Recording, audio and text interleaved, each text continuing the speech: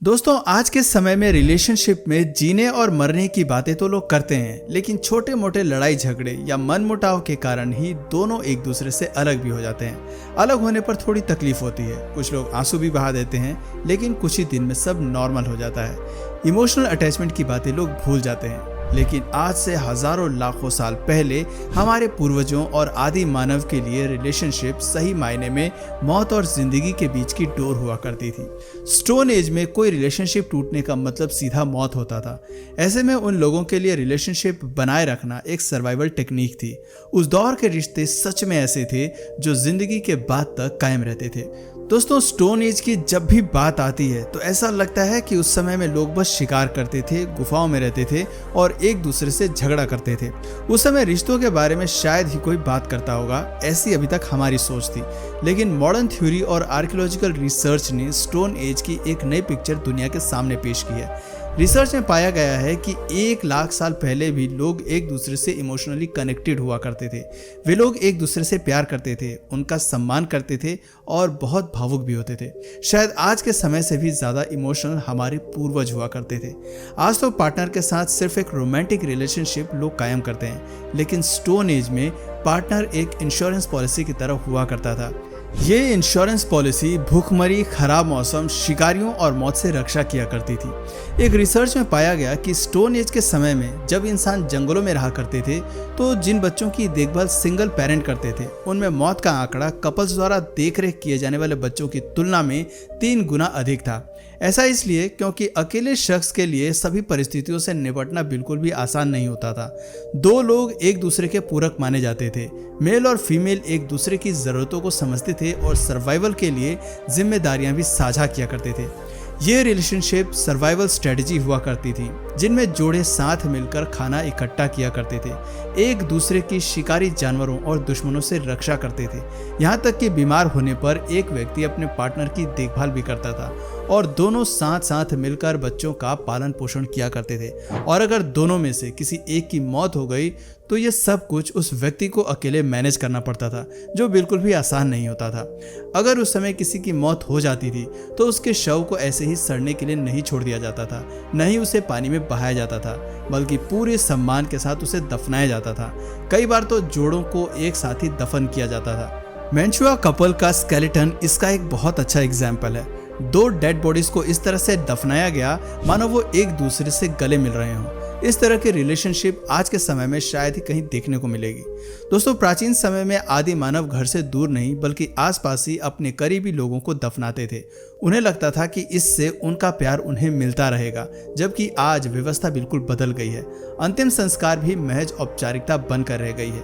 Emotional attachment और feeling तो लगभग खत्म सी होती जा रही है। स्टोन एज के समय में हर काम टीम वर्क के साथ किया जाता था। बच्चों को पालना, खाना इकट्ठा करना और अपने परिवार की रक्षा करना, इस तरह के काम महिला और पुरुष आपस में बांट लिया करते थे। जैसे कि महिलाओं को जड़ी बूटियों की अच्छी नॉलेज हुआ करती थी, साथ ही मौसम में बदलाव की जानकारी उन्हें होती थी और बच्चों की देखभाल करने में निपुण होती थी। वहीं पुरुषों की बात करें तो वो शिकार करने में एक्सपर्ट हुआ करते थे, उन्हें हथियार बनाने आते थे और हर तरह के खतरे से अपने परिवार की रक्षा करना वो जानते थे। आज के समय में शायद इसे कंजर्वेटिव या पिछड़ी सोच कहा जा सकता है, लेकिन हम फिलहाल करीब 1.25 लाख साल पहले की बात कर रहे हैं। अगर किसी कारण पार्टनर की मौत हो जाती थी तो ये माना जाता था कि व्यक्ति ने अपनी आधी सर्वाइवल स्किल खो दी है। उसके लिए अब मौत को खुद को बचाए रखना ही जीवन मात्र रह गया था। बताया जाता है कि उस समय में जब तक बच्चा 4 साल का नहीं हो जाता था तब तक वो पूरी तरह से माता पिता पर ही निर्भर रहता था। ऐसे में अगर माँ की मौत हो जाती थी तो पिता उसका पालन पोषण करने में समर्थ नहीं था। न तो वो बच्चे की दूध की कमी पूरा कर पाता और अगर शिकार करने जाता तो उसके बच्चे की देखभाल करने वाला कोई नहीं होता था।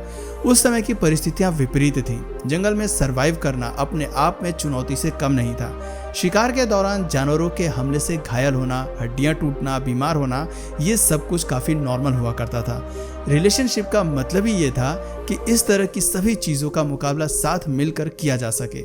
ऐसा कहना गलत नहीं होगा कि रिलेशनशिप एक सर्वाइवल कॉन्ट्रैक्ट की तरह हुआ करती थी, लेकिन हर सिक्के के 2 पहलू होते हैं। ऐसा नहीं है कि स्टोन एज में रिलेशनशिप में खटास पैदा नहीं होती थी, साथियों में आपस में लड़ाई नहीं होती थी, या फिर किसी दूसरे के लिए कोई अपने साथी को धोखा नहीं देता था।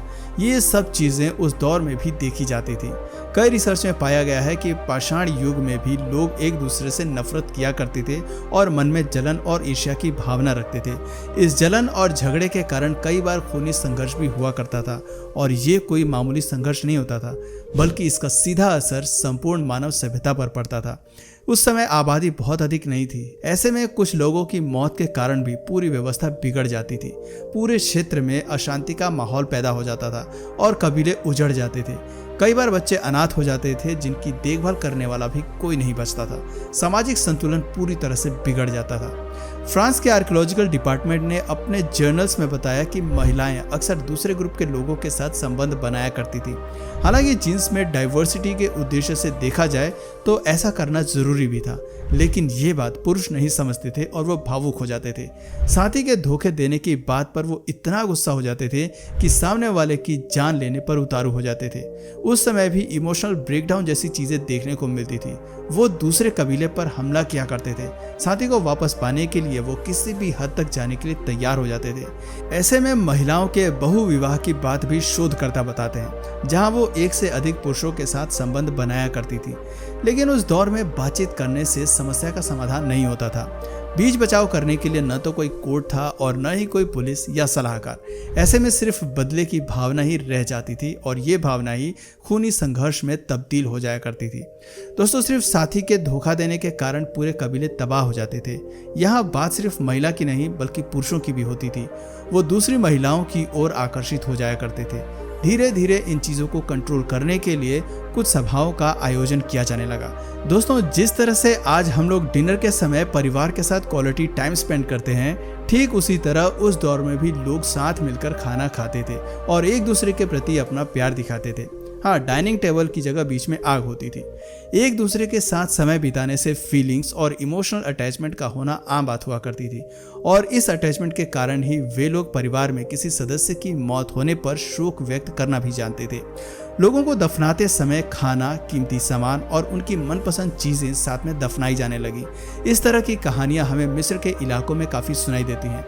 दोस्तों, रिलेशनशिप और इमोशनल अटैचमेंट की दास्तां कोई नई नहीं है, बल्कि ये तो स्टोन एज के समय से चली आ रही हैं। आज हमारे अंदर जो जलन की भावना देखने को मिलती है या फिर पार्टनर के धोखा देने पर हमें बुरा लगता है, हम अंदर से टूट जाते हैं, ये सब पूर्वजों की ही देन है, क्योंकि कहीं ना कहीं उनका खून और उनके डीएनए ही हमारे अंदर दौड़ रहे हैं। अगली बार अगर कोई आपको धोखा दे या आपका दिल टूटे तो ज्यादा दुखी होने की बजाय इस बात से संतुष्ट होना कि आज आपको अकेले जंगली जानवरों से लड़ना नहीं पड़ेगा और जंगल में खुद को जीवित रखने की नौबत आपके ऊपर नहीं आएगी। दोस्तों, आपको क्या लगता है, क्या सच में स्टोन एज के समय की रिलेशनशिप आज के रिश्तों से ज्यादा मजबूत हुआ करती थी? अपने विचार हमें कमेंट सेक्शन में जरूर शेयर करें। आज के लिए बस इतना ही। अगर इस वीडियो से आपको कुछ नया जानने या सीखने को मिला या फिर इंटरेस्टिंग लगा तो प्लीज इस वीडियो को एक लाइक करके अपने फ्रेंड्स और फैमिली में से जरूर शेयर करें। और यदि आप इस चैनल पर नए हैं तो प्लीज इस चैनल को सब्सक्राइब करके बेल नोटिफिकेशन आइकन को ऑन कर लीजिए ताकि हमारे आने वाले वीडियोस आप मिस ना करें। मिलते हैं फिर किसी वीडियो में नए टॉपिक के साथ। तब तक के लिए नमस्कार।